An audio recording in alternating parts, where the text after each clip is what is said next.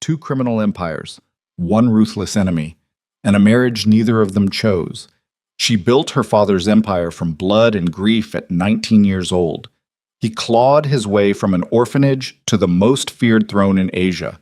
Now the same Russian syndicate is burning both of their worlds to the ground, and the only weapon their dead fathers left behind is each other. If you have ever watched two wolves forced to share a cage, you already know this story will not end quietly. Stay until the last second, hit that like button, and drop your city in the comments. Let me see exactly how far this story has traveled. The call came at 3:47 in the morning.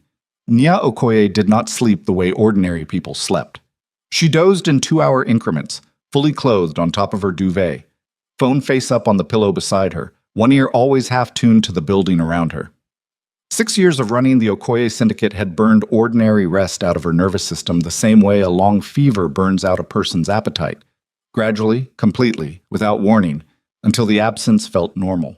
So when the encrypted line buzzed at 3:47, she was already sitting up before the second vibration. "Talk," she said. The voice on the other end belonged to Dio, her head of intelligence. 43 years old, former British military intelligence, 2 decades loyal to her father before he passed, and then loyal to her by default. Or by choice, she had never been entirely sure which. His voice that night had a particular quality she recognized immediately. Not panic. Dio did not panic. Something quieter than panic and considerably more dangerous. "The Rotterdam shipment is gone," he said, "all of it. 42 containers, 12 crew members. Port Authority found the dock empty at 2:15. The harbor master is dead. Our contact inside customs stopped answering at midnight." Naya pressed the heel of her hand against her sternum. "The crew. Nothing recovered yet." "Who?" Dio paused a half-second too long. "Same signature as Antwerp. Same as the Berlin warehouse in March. Same as the supply chain disruptions our Lyon contact flagged last week." He paused again. "It's Volkov's people, Naya. It's got to be." She stood up from his bed. The floor of her Mayfair penthouse was cold through her socks. London in November sat gray and damp outside the floor-to-ceiling windows, a city that looked expensive and felt older than its own ambitions. She crossed to the window and stood in the dark, watching headlights move 6 stories below. Mikhail Volkov. She had been watching the name accumulate across her organization's incident reports for 11 months. A Russian syndicate operating out of St. Petersburg with reach that extended into Western Europe, Southeast Asia, and the eastern seaports like a hand closing slowly around a throat. Volkov did not announce himself. He did not send warnings. He simply arrived in the infrastructure of other people's organizations and began removing pieces, methodically, patiently, until the structure buckled. 42 containers, 12 crew members, a dead harbor master. "Double the security rotations at Southampton and Liverpool," she said. "Get me everything you have on Volkov's current logistics chain, and find my crew.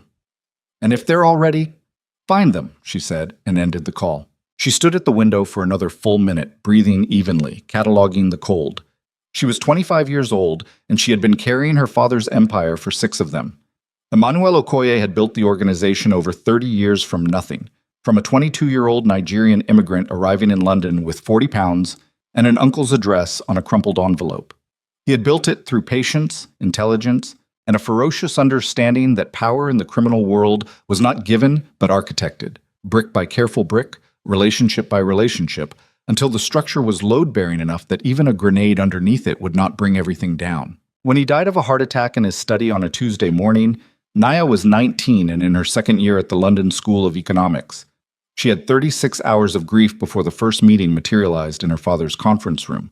12 of his senior lieutenants, every single one of them a man, every single one of them at least twice her age, half of them looking at her like a problem, and the other half looking at her like an opportunity. She had walked into that room in a black dress and sat at the head of the table and said very little. She asked questions instead. She listened. She cataloged.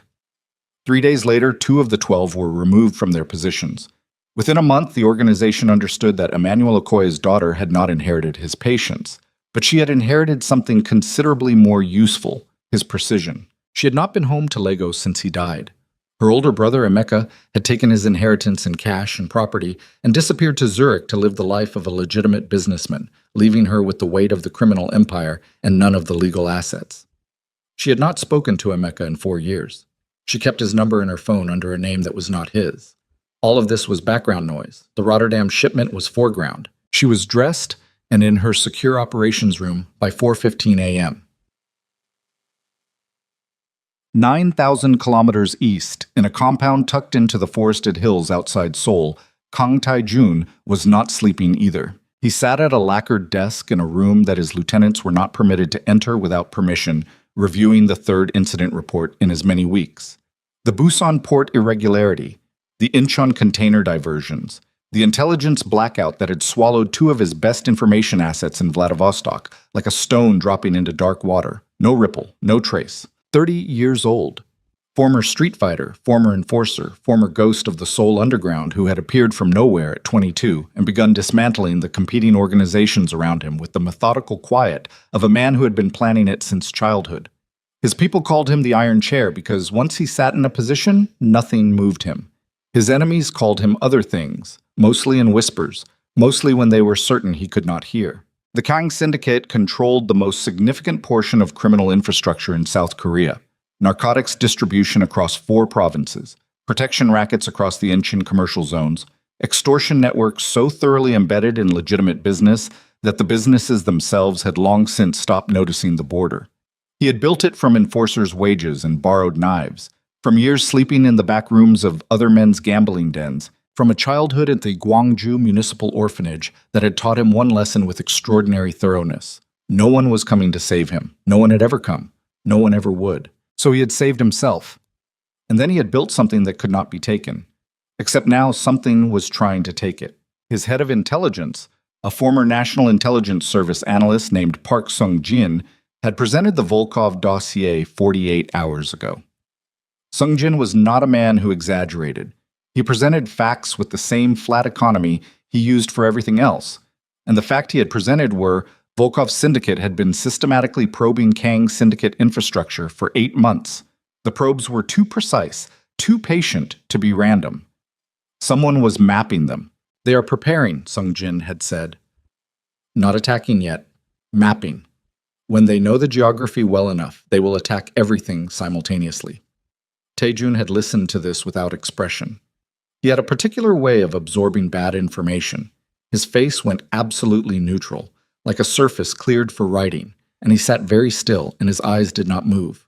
His lieutenants found this more frightening than anger. Anger at least had a temperature. He set the report down on the desk now and pressed his thumb and forefinger against the bridge of his nose. It was the simultaneity that troubled him most. The idea that Volkov was not coming for him specifically, but was building something large enough to hit multiple targets at once, which meant the Okoye syndicate in London was likely also under surveillance, which meant he was not dealing with a regional threat, but a coordinated international campaign from an organization with resources that dwarfed anything operating out of St. Petersburg 3 years ago. Volkov had grown very large very quickly.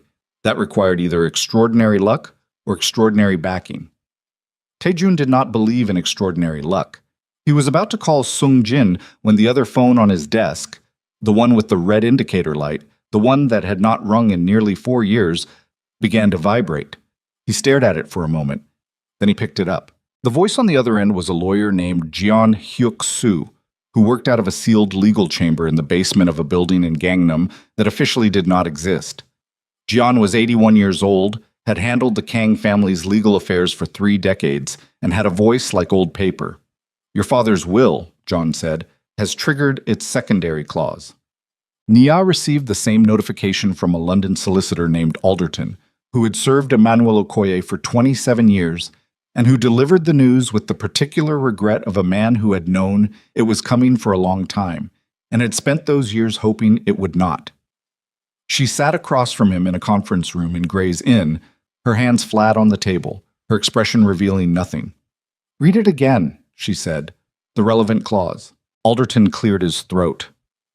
In the event that an external organized criminal force launches concurrent coordinated attacks against both the Okoye organization and the Kang organization, attacks meeting the specific criteria of harbor seizure, supply chain disruption, and intelligence asset elimination across both territories within a 90-day window. The secondary inheritance clause activates. The clause requires that the current head of the Okoye organization and the current head of the Kang organization formalize a political union within 60 days. Failure to comply by either party results in immediate dissolution of that party's controlling interest in their organization, to be redistributed among the Senior Council of Lieutenants according to the Emergency Succession Protocol. Gi Pramanto, silence. My father, Naya said, wrote this. Your father and Kang Dai-su, Tae-jun's father, negotiated and co-signed the arrangement 12 years ago. Both parties retained sealed copies. The clause was designed as a last resort measure, activating only under conditions severe enough to require the full combined weight of both organizations. And Kang Dae-su is dead. He passed 2 years ago. His son holds the controlling interest. Nya was quiet for a long time. She looked at the table, at her own hands, at the window behind Alderton, where the London sky was the color of wet cement. If I refuse, she said, not as a question but as a cartography exercise, mapping the terrain, you lose everything, Alderton said, with the gentleness of a man delivering a terminal prognosis. The organization reverts to council control. You would retain your personal assets and your personal safety. But the Okoye Syndicate, as your father built it, and as you have built it since, it would no longer be yours. She stood up and walked to the window. Below, Gray's Inn Road carried its ordinary Tuesday morning traffic, people going to ordinary places for ordinary reasons, completely unaware of the architecture of obligation that her dead father had built around her without asking. She thought about Emeka, comfortable in Zurich, untouched by any of this. She thought about her father's hands, the particular way he held a pen. She thought about 12 lieutenants staring at her across a conference room table when she was 19, waiting to see if she would flinch. She had not flinched then. Set up the meeting, she said. They met in Hong Kong 17 days later. The neutral venue had been selected by Jeon Hyuk-soo and Alderton in consultation, a private suite on the 43rd floor of a hotel in Wanchai with a harbor view that cost more per night than most people's monthly wages. The kind of place that understood discretion as a business model. Nya arrived first. This was deliberate. She was always first to any meeting she could not entirely control.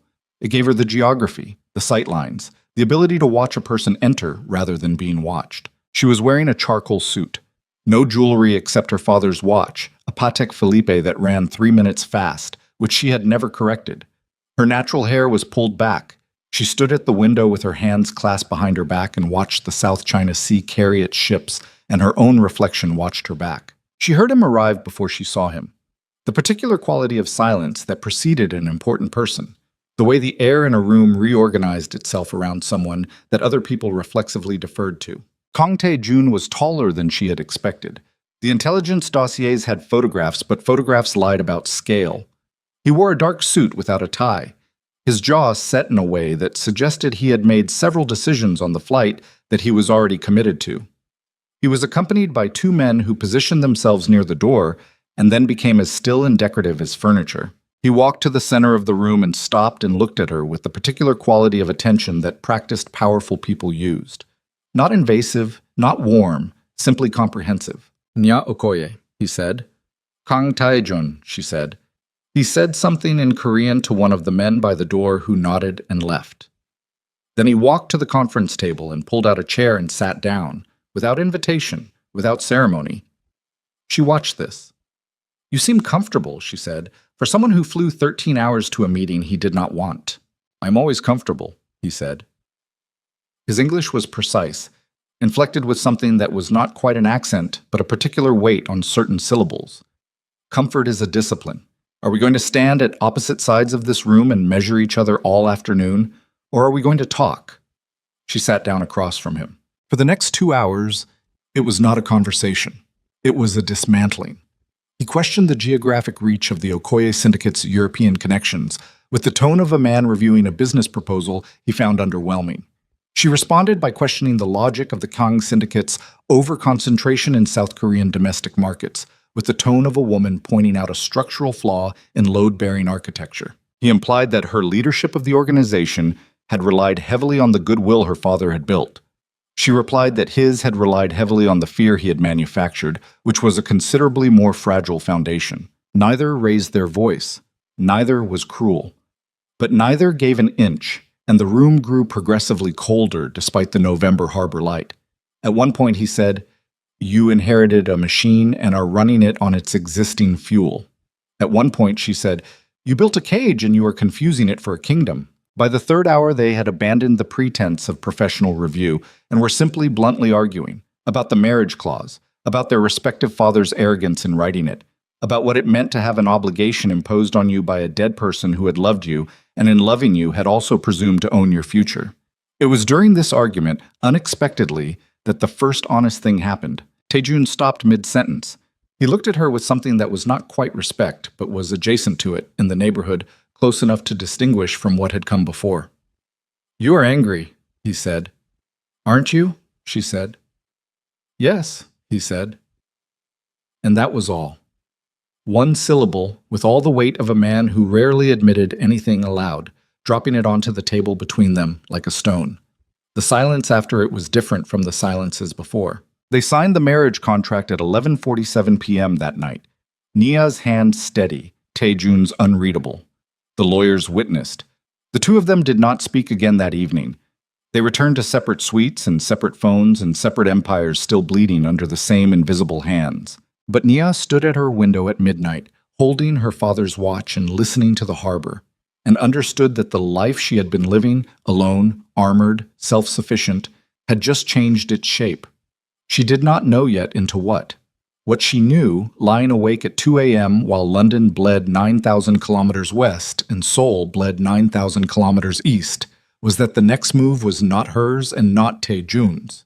It belonged to Mikhail Volkov. And Volkov, whoever had built him and however much money stood behind him, was already in motion. The Rotterdam crew was still missing. The Busan port contacts had gone silent. And somewhere in the intelligence architecture of both empires, there was a fracture. A crack that someone had found and was quietly, patiently prying open, that neither she nor Taejun had located yet. She closed her eyes. 3 minutes fast. Her father's watch ticked against her palm. Somewhere on the other side of the hotel corridor, she was certain Kang Taejun was not sleeping either. The wedding happened on a Saturday. Seoul in late November carried a particular kind of cold that Nia had not anticipated. Not the damp, bone-settling cold of London, but something drier and sharper. A cold with edges, the kind that found the gaps in your clothing and reminded you they were there. She stood in a dressing room inside Taejun's estate, while two women she had never met adjusted the collar of a dress she had not chosen. And she looked at her own reflection with the detached attention of someone examining a photograph of a stranger. The dress was white, traditional in silhouette, expensive in fabric selected by Taejun's head of household staff, with the careful neutrality of someone who understood they were navigating a minefield of cultural expectation and had chosen to split the difference as cleanly as possible. It fit her perfectly, which meant someone had obtained her measurements without asking, which meant someone on her own staff had provided them, which meant the Kang organization had tentacles inside her operation longer and deeper than she had known. She filed that away. Not with panic, with the cold taxonomical precision that had kept her alive for 6 years. Dio stood near the door, arms crossed, watching her with the expression he wore when he had opinions he had decided not to voice. "Say it," she told her reflection. "I didn't say anything. You're thinking loudly." He was quiet for a moment, then, "You don't have to do this." "Yes," she said, "I do." Alderton's interpretation of the clause could be challenged, with enough Dio. She turned from the mirror. "If I challenge the clause and lose, I lose everything. If I challenge it and win, I spend the next 2 years in litigation while Volkov dismantles both our organizations piece by piece because we were too busy fighting each other's lawyers to notice. Either outcome is worse than this." She gestured briefly at the dress, at the room, at the entire architecture of the situation. "So we proceed." He looked at her for a long moment. He had the face of a man who had learned a long time ago that caring about someone in their position was a liability and had never quite managed to stop doing it anyway. "He's not your father," Dio said. "I know that. I mean, he is not going to protect you the way your father did. He's going to protect the alliance. That's different." "I know that too." She turned back to the mirror. "That's why I'm going to protect myself." Swan. The ceremony was attended by 41 criminal organizations, not their legitimate representatives, not their public faces, the actual people, the ones whose names appeared in classified intelligence files in 6 countries, the ones whose photographs were pinned to boards in basement offices in Europol and Interpol and the Korean National Intelligence Service. They sat in a ballroom in Tae-jun's estate, dressed in the finest clothing money could acquire, and they watched the Korean Mafia boss marry the Black Mafia queen with the particular attention of people who understood that what they were witnessing was not romance, but geopolitics. Tae-jun stood at the end of the aisle and watched her walk toward him with an expression so controlled it was almost architectural. She watched him back with the same. They had not spoken since Hong Kong. The logistics of the marriage, the venue, the guest list, the legal documentation, the security protocols had been handled entirely by staff. What passed between them directly amounted to 2 brief encrypted messages, both operational, neither personal. She reached him. They stood 2 feet apart. The officiant spoke. They answered when required. The rings were exchanged. He placed hers on her finger with hands that were completely steady, and she placed his with hands that were completely steady, and neither of them looked at the other's face while it happened, which was the most honest thing either of them did all day. When it was done, Tae-jun's hand found the small of her back, not gently, not tenderly, but with the practiced ease of a man who understood that performance was its own kind of armor, and they turned to face the room together. 41 organizations, 1 unified alliance. The applause was enormous. The estate was a compound, not a house. 17,000 square meters of walled property in the hills north of central Seoul, staff of 22, security detail of 14, surveillance grid that made the perimeter feel like the inside of a watch. Tae-jun's private wing occupied the eastern half of the main building. He assigned Nya the western half, equal in size, identical in security access, separated by a connecting corridor that neither of them used. The first week was silence, not uncomfortable silence, operational silence. They were both people who generated enormous amounts of work regardless of physical location, and they generated it from opposite ends of the compound with the focused independence of parallel rivers that happened to share a watershed. Meals were the exception. Twice daily, by mutual unspoken agreement, they ate in the main dining room, across from each other, with nothing between them except food and the sound of cutlery. On the 4th night, Tae-jun said, "Your Rotterdam crew." She looked up from her phone. 3 of them were recovered 2 days ago by Interpol from a warehouse in Antwerp, alive. Sungjin's people flagged it before your intelligence team did. He said this without emphasis, without editorial, simply as information transfer. I thought you should know immediately rather than through channels. She put the phone down. Why did your people flag it before mine? Because I redirected 2 of our European intelligence assets to monitor Rotterdam specifically after our meeting in Hong Kong. He picked up his chopsticks. Your network has a gap in the Belgian coverage zone. You know this. I know it. I've been building the coverage. It's taking too long. I'm aware of that. He looked at her. Something passed across his face that was not quite irritation and not quite respect. I'm not criticizing.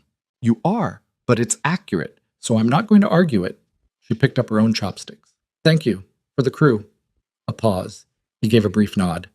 They ate the rest of the meal in silence, but it was a different silence than the ones before. It had, very slightly, less temperature. The first real fight happened on day 9. Nya had scheduled a return to London.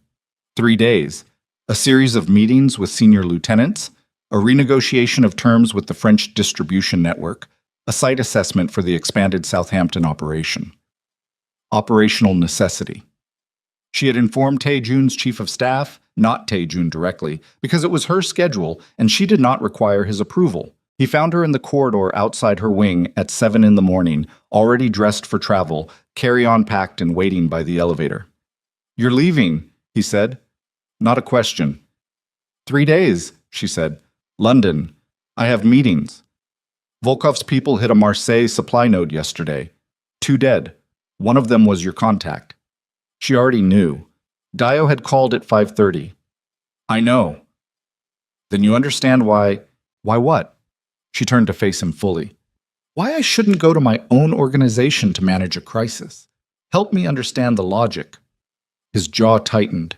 A small motion, barely visible. The threat level in Western Europe is elevated. You're the primary target of an active syndicate campaign. If Volkov's people confirm your location in London, then they will discover that I handle active syndicate campaigns for a living. She picked up her bag. I've been running this organization for 6 years without a guardian, Taejun. I don't need one now. I'm not offering to be your guardian. His voice was even, carefully, deliberately even. I'm telling you that our security protocols require advanced coordination when either principal travels to a high-risk zone. That's a mutual obligation, not a personal one. Your security protocols, she said, written by your people, adopted without my input. The marriage agreement says we run a unified alliance. It doesn't say you run me. She stepped past him toward the elevator. I'll coordinate with Sungjin's team on the ground arrangements. That's the full extent of the protocol's requirement. She felt him watching her back the entire length of the corridor. She did not turn around. But she was in London by early afternoon. The meeting with her senior lieutenants was in a private room above a restaurant in Clerkenwell that she had used for years. Not glamorous, not identifiable, exactly the kind of place that escaped notice by being completely unremarkable. 9 men and women around a table, people who had served her father and now served her. People whose livelihoods and families and personal safety were braided into the health of the organization in ways that could not be cleanly separated. She briefed them on the marriage alliance, not emotionally, factually. The strategic logic, the combined resource pool, the enhanced intelligence sharing.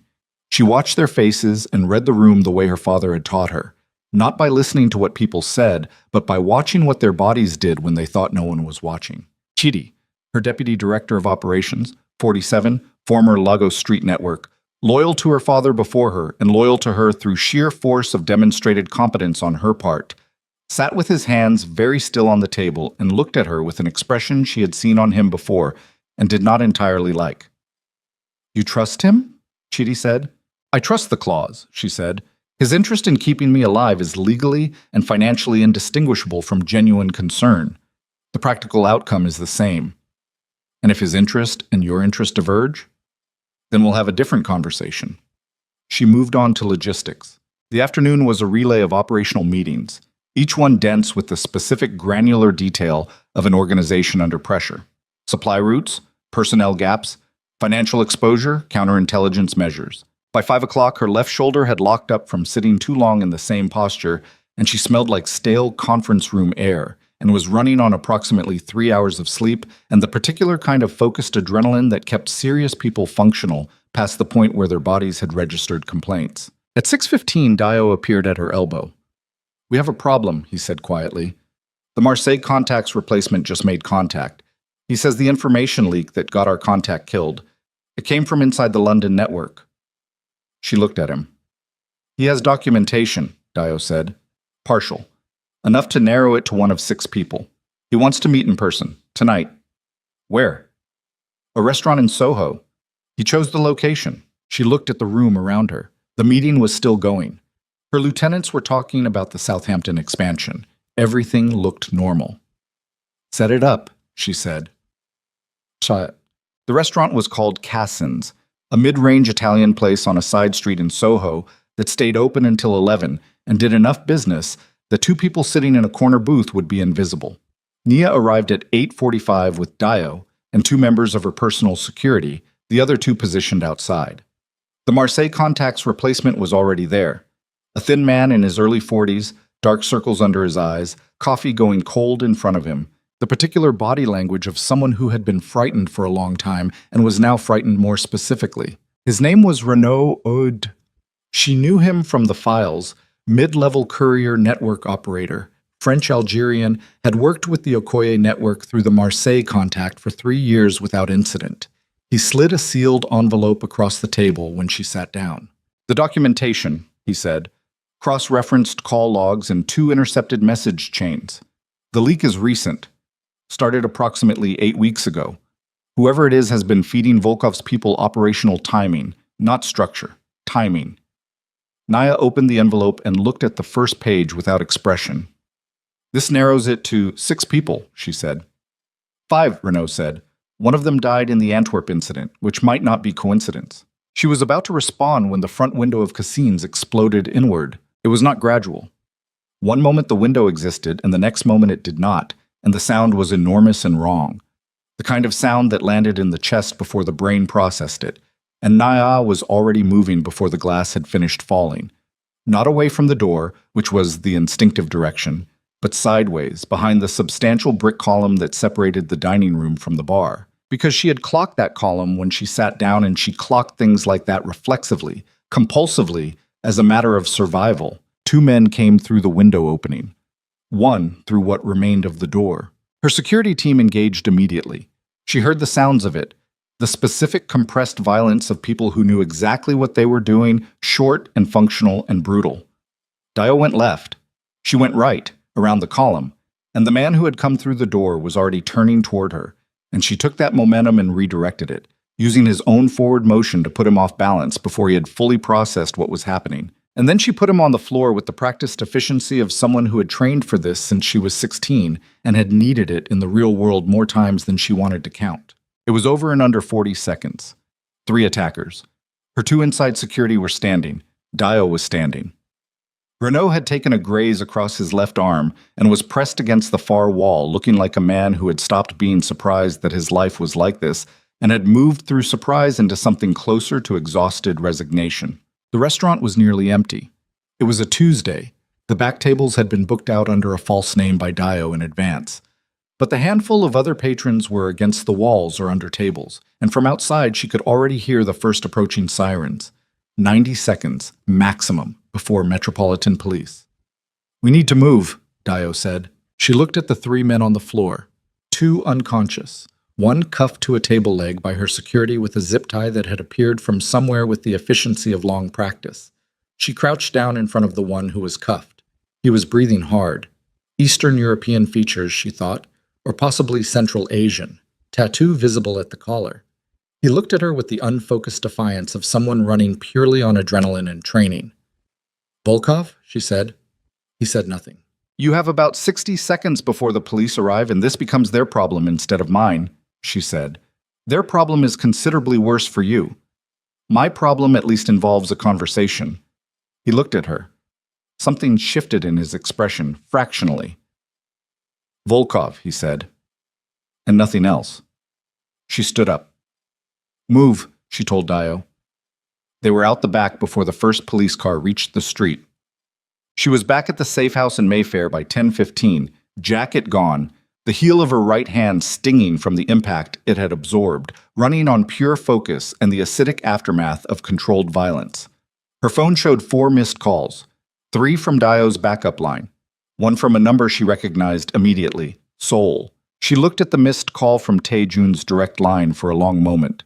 Then she called Dio first, confirmed everyone was clear and uncompromised, initiated the internal investigation protocol that would begin working through Renault's 6 names, and arranged for Renault himself to be moved to a secure location. Then she called Seoul. He picked up on the first ring. "You're alive," he said. No preamble. "I'm alive," she confirmed. A pause. She could hear something in the quality of the silence. Not relief exactly, but the aftermath of something that had been close to relief and was now rearranging itself into something more controlled. "Our surveillance on your London perimeter picked up the Soho incident 40 minutes ago," he said. Sungjin flagged it immediately. "I've been—" He stopped. What happened? She told him. Factually, efficiently, the way she briefed her own lieutenants. The meeting, Renault, the documentation, the 3 attackers. She told him she had handled it. She told him the security team was intact. When she finished, there was a silence that was different from his usual silences. "You should have told me you were meeting an intelligence contact tonight," he said. "I assessed the risk level and determined, Nya." His voice was still even, but something underneath it had shifted, something with density. "I am not arguing about authority. I'm telling you that if you had coordinated with Sungjin before that meeting, we would have had eyes on that restaurant 2 hours in advance, and those 3 men would not have gotten within a block of you." She held the phone and said nothing. "This is not about control," he said. "This is about the fact that you are the head of half of the only alliance currently capable of stopping Volkov. And if something happens to you, everything our fathers built, everything we agreed to, collapses. I am not protecting you. I am protecting the structure. Do you understand the difference?" She understood the difference. She had said almost exactly the same thing to Dio about him, 2 weeks ago, in a dressing room in Seoul. Yes, she said. Another pause. Are you hurt? The question was so plain, so direct, so stripped of the operational framing that had surrounded everything else he had said, that it landed differently than she expected. She looked at the heel of her right hand in the dim light of the safe house. No, she said. He exhaled. One brief, barely audible exhalation, the kind a person made when they had been holding something and had just set it down. Come back, he said. When your London business is finished, come back and we will work through the Volkov intelligence together. She looked at the ceiling. 2 more days, she said. 2 more days, he agreed, and ended the call. She sat with the phone in her hand for a long time after that, not moving, not thinking about the 3 men in Cassins or the envelope from Renault or the 6 names and the internal leak that was quietly bleeding her organization from the inside. She was thinking about the way his voice had sounded when he said, "Are you hurt?"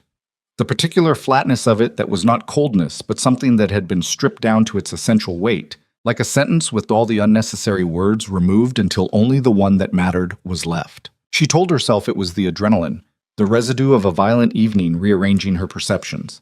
She told herself she was reading something into a pragmatic question from a pragmatic man who had very practical reasons for needing her alive. She mostly believed it.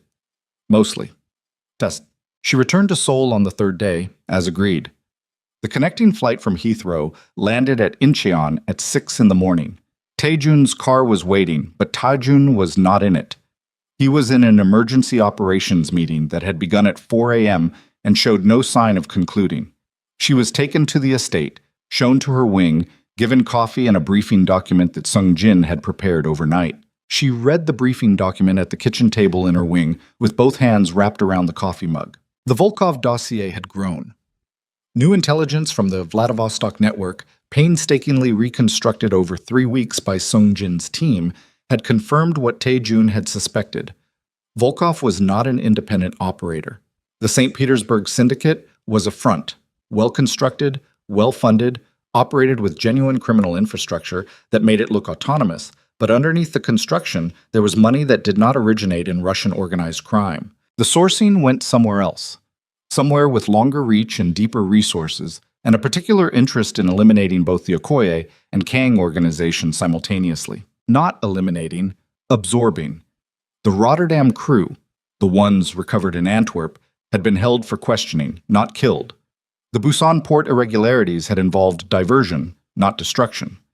The pattern was not annihilation, it was acquisition. Someone was trying to take over both empires. Volkov was the instrument. She was still staring at the last page of the briefing document when she heard footsteps in the connecting corridor. She looked up. Taejun stood in the doorway. He had clearly come directly from the meeting. His jacket was off, his sleeves rolled to the elbow, and he had the hollowed-out look of a man who had been awake for a very long time and had consumed a great deal of coffee to compensate, and it had not entirely worked. He looked at her across the kitchen. "You read it," he said. "Just finished." He came in and sat down across from her at the kitchen table without asking. She pushed the document toward him, though he clearly had already read it. It was a gesture, a sharing of territory, a small acknowledgement of common ground. "Acquisition," she said. "Yes. Someone wants what we have, not just the routes and the networks. The organizations themselves, the loyalty structures, She searched for the right word.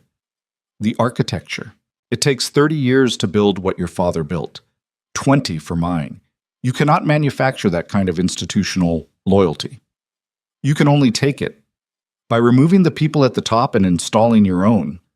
Or, he said, by forcing the people at the top into conflict with each other until the organization fractures and the pieces are easier to absorb separately." She looked at him. He looked back. "The clause," she said slowly, "the marriage clause. If it had activated and one of us had refused, one of us would have lost control of their organization. The senior council would have assumed power, and a senior council without a unified leader is considerably more vulnerable to external pressure. Our fathers built the clause to protect against exactly this scenario," she said, which means someone knew about the clause and structured the Volkov campaign specifically to trigger it, betting that one of us would refuse. His voice was entirely flat now.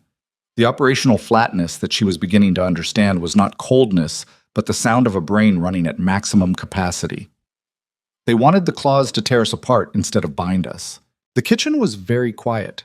Outside the window, the Seoul morning was pale and gray, the kind of light that arrived before it was fully committed to the day. They made a mistake, Naya said. Yes, said Taejun. They did.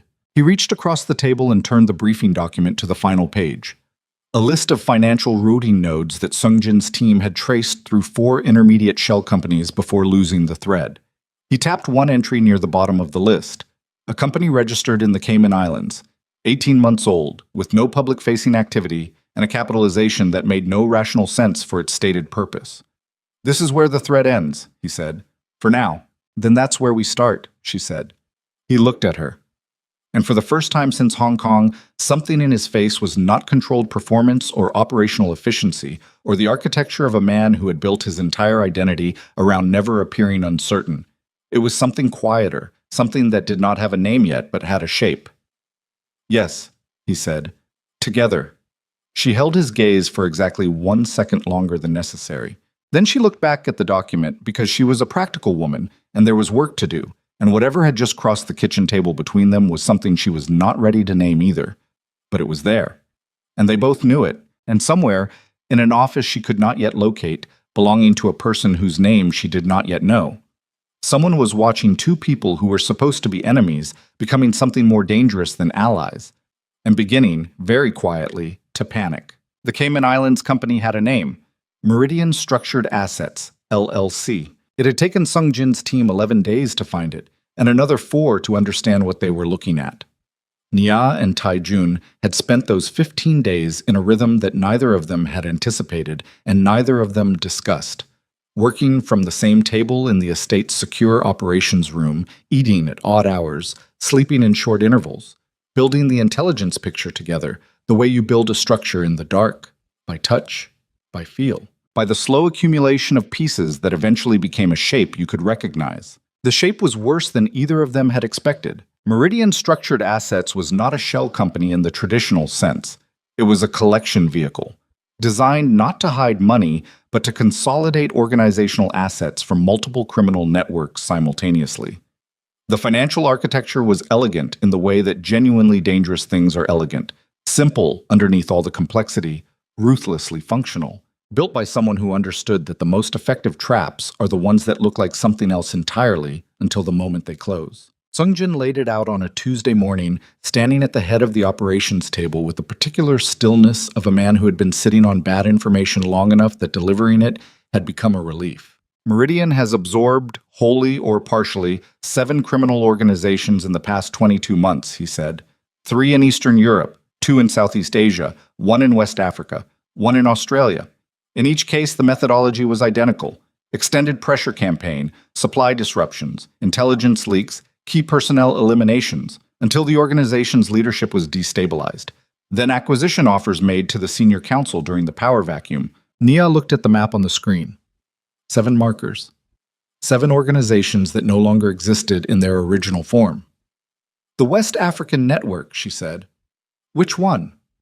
Sungjin looked at her with a fractional hesitation that told her the answer before he gave it. The Ibarra Syndicate, he said. Lagos-based. Dismantled 14 months ago.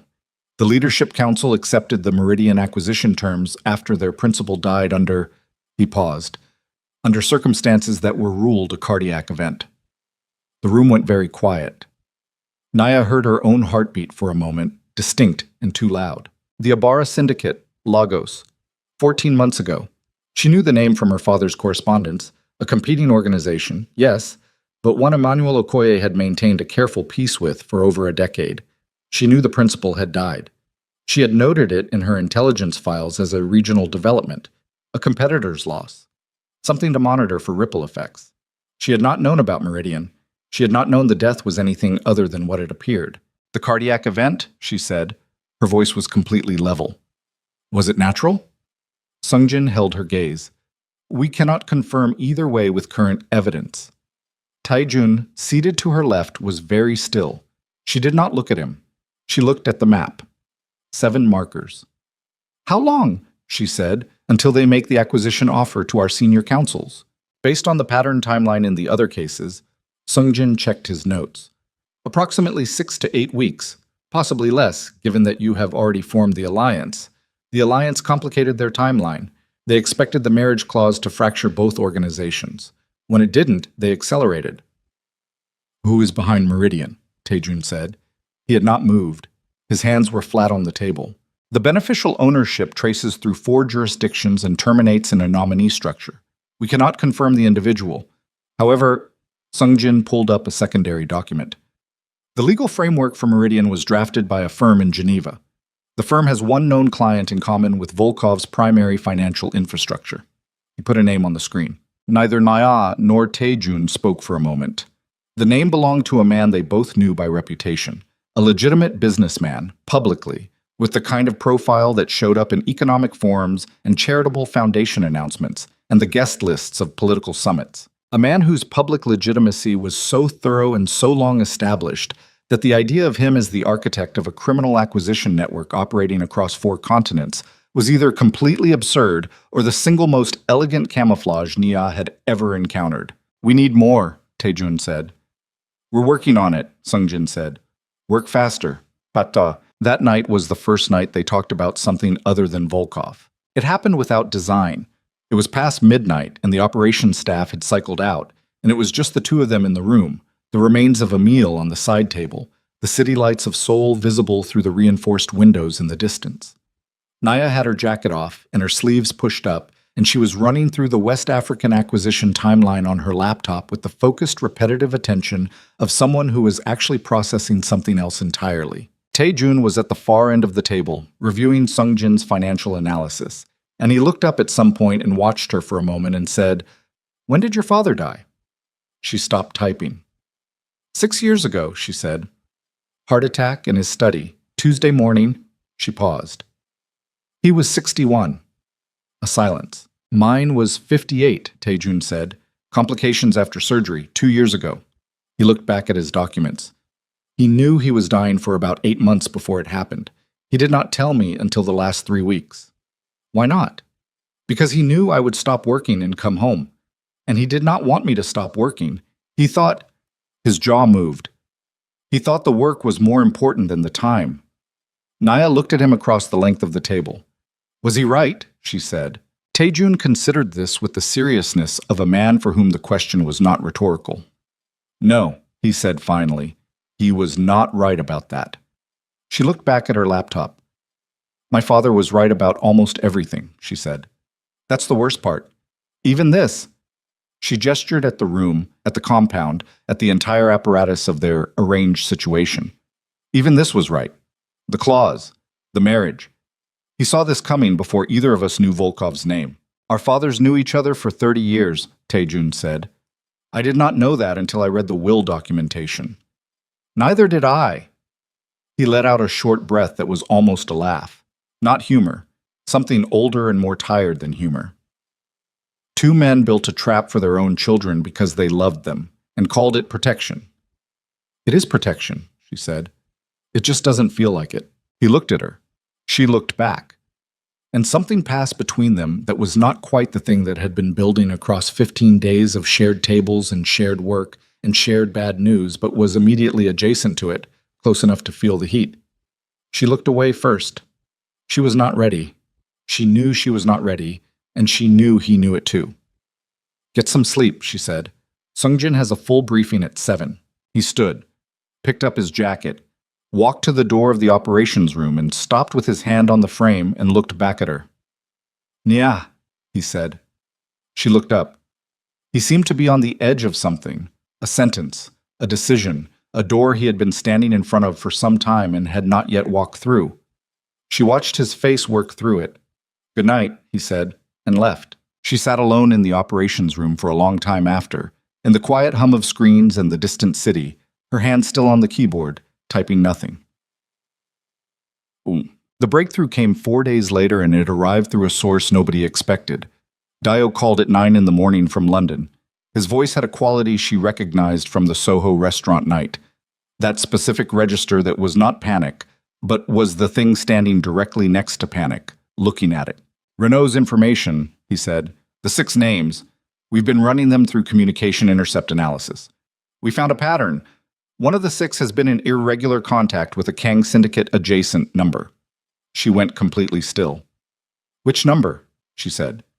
It traces to a burner registered in Inchin. We can't confirm the user directly, but the call pattern matches the operational schedule of someone inside this compound. She put the phone down, picked it up. Send me everything, encrypted, now. She had the files within 8 minutes. She read them twice. Then she walked to Tae-jun's private office and knocked once and opened the door. He was on a call. He looked at her face and ended the call immediately. She put the printed files on his desk. She did not say anything. She watched him read. He read it the same way she had. Once through fast, once through slow, his face going through the process of stripping itself down to pure function. When he finished, he sat back in his chair and put both hands on the desk and was quiet for a long moment. Park Sung-jin has been with me for 7 years, he said. I know. He has full access to our combined intelligence architecture. I know. If he is the contact, then Volkov has known every move we've planned since the alliance was formed. She held his gaze. Every countermeasure, every investigation lead, every piece of the meridian structure we've uncovered. He's known all of it. Tae-jun stood up slowly.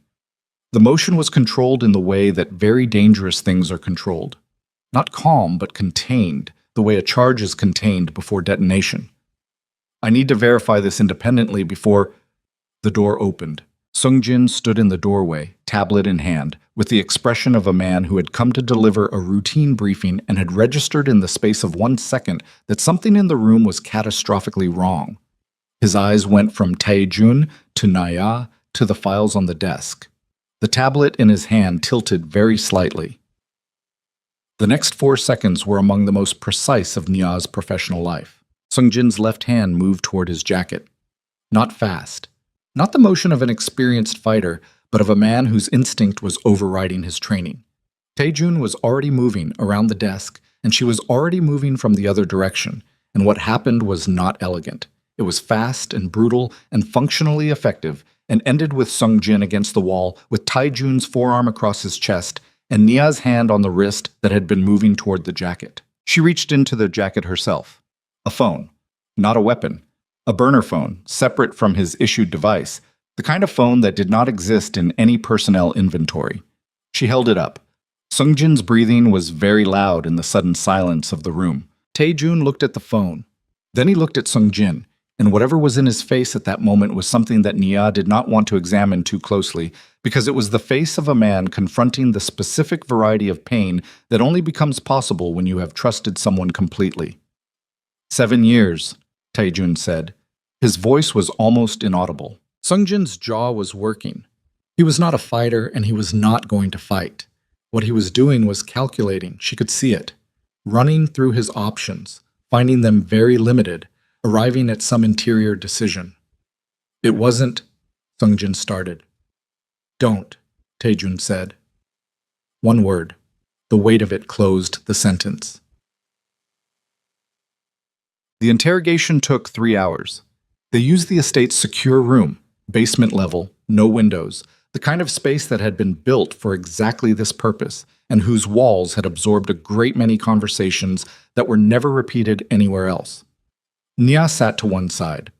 Tae-jun sat directly across from Sung-jin. 2 of Tae-jun's most senior security people stood near the door. What emerged over those 3 hours was a picture that was worse than either of them had constructed. Sung-jin had been contacted 18 months ago. Not by Volkov. Not even by Meridian directly.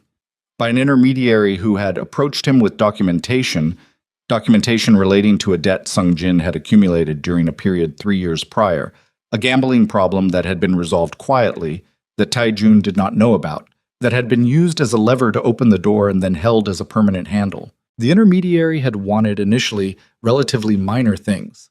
Scheduling information, personnel movement patterns. Nothing that felt immediately catastrophic, and Sung-jin had told himself the story that people tell themselves when they are doing something they cannot stop doing, that the damage was minimal, that he was managing it, that at some point the leverage would expire and it would end. It had not ended. It had expanded. By the time the Volkov campaign began, Sung-jin was providing full operational intelligence, investigation leads, countermeasure strategies, the details of the Meridian research as fast as he compiled it. "The Soho restaurant," Naya said at one point, her voice very quiet. "The three men who came through the window." Sung Jin looked at the table. "Did you arrange that?" she said. A pause that lasted long enough to be its own answer. "I provided the location and the timing," he said. "I did not—" He stopped. "I was told it would be a warning, not an assassination attempt," she said. He said nothing. She looked at her own hands on the table. 3 attackers, 40 seconds. If she had been slower or seated differently, or if Dio had positioned himself to her right instead of her left, she looked up at Tae-jun. He was looking at her with an expression she had never seen on him before. Not the stripped-down operational focus, and not the careful, controlled performance of a man managing his public face. Something rawer, something that had gotten past the armor. "You knew about the restaurant before I told you," she said. Not to